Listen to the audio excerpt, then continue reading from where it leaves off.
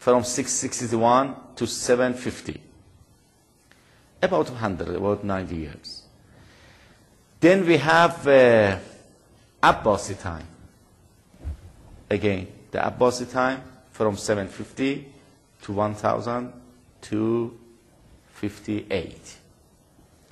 And then we have after Abbasi time until now. So we categorize into 5 parts from the time of Rasulullah until current time. There is another approach which is mostly from Shia point of view. They divide into 4 parts. First part is the part of Rasulullah. Second is the part of Imamat, which is from Imam Amir al-Mu'minin, first Imam until 11th Imam.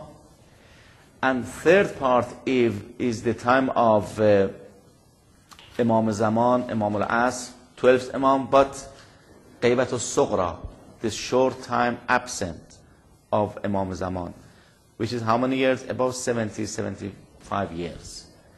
And then we have Qaybat al-Kubra, which is from that time until now is the time of Imam al-Asr, but it is Qaybat al-Kubra, or long absent of Imam Zaman, occultation.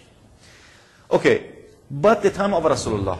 For the time of Rasulullah, also we have divided into several parts.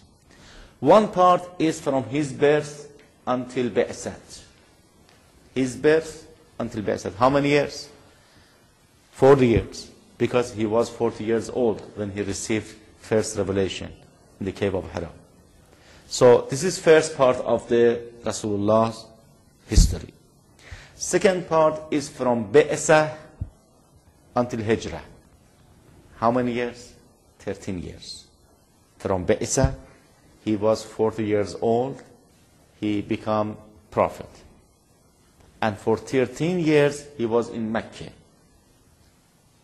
And after that, he migrated from Mecca to Medina. So the second part, or the second period of his time is 13 years. From Ba'asah to Hijrah. And then, after Hijrah, until his demise, until his Rihla, is about 10 years. So, how many parts? It is about 4 parts.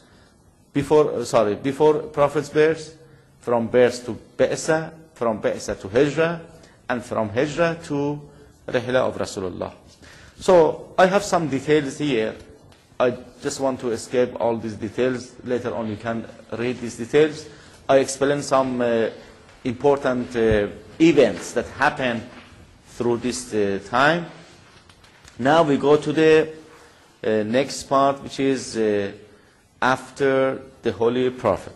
So, after the Holy Prophet, peace be upon him, which is very important, is the time of Khulafa, or the time of Imamat. If you look at the history from Shia point of view, we call the time of Imamat. If you look at the Sunni point of view, we call the time of Khilafah. Because Shia believes that immediately after Rasulullah, we have Imamat. There is no gap. There is no gap between Risalat and Imamat. There is no gap between prophethood and leadership, for example, Imamat. So immediately after Rasulullah, there should be an Imam. But in Ahlul Sunnah, they say no, Khalifa should be elected. Khalifa should be elected by Ummah, by people. Shia says no, Khalifa or Imam should be selected by Allah. Why? Because Imam is a perfect. He's a perfect man. He's insan kamil. And who knows? Who knows the insan kamil among people? Only Allah knows. Nobody knows. Nobody knows that who is insan kamil, who is perfect man. So this is the reason that both Prophet and Imam should be elected and selected by Allah. So immediately after Rasulullah, we have Imam. And there are 11 Imam, from Imam Ali ibn Abi Talib until Imam al-Askari, that they came one after one. We call this period the time of Imamat. And then is the time of last Imam, which is Imam al-Asr, 12th Imam.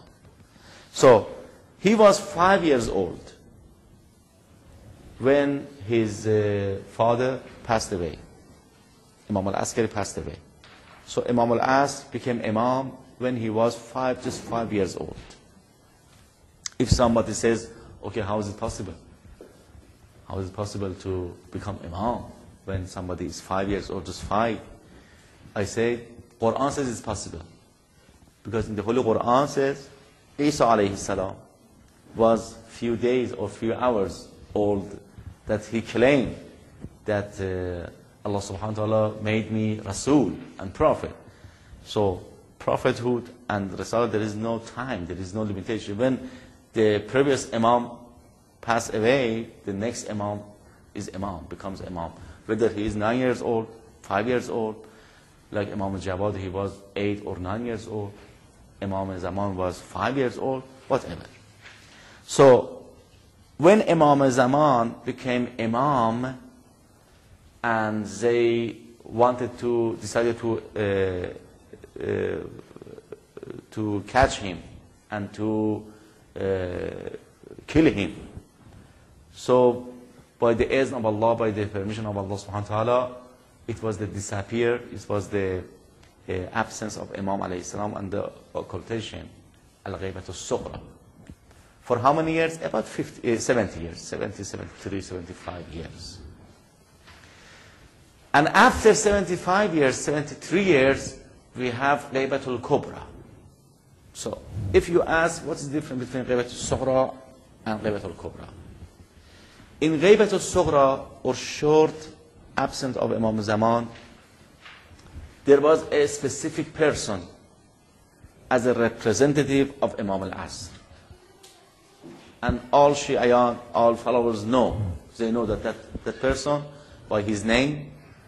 This man is a representative of Imam al-Asr. So if they have questions, if they have letters, if they have other concerns, they refer to him and he can visit Imam Zaman. He was able to visit Imam Zaman. So when for many years, for 10 years, 15 years, the first person was the representative, and when he wanted to die, Imam Zaman asked him to appoint or to ask somebody else to be a representative of Imam Zaman. It happened until fourth representative, until Nawwab al-Arba'a, or the four representative. At that time, Imam al-Asr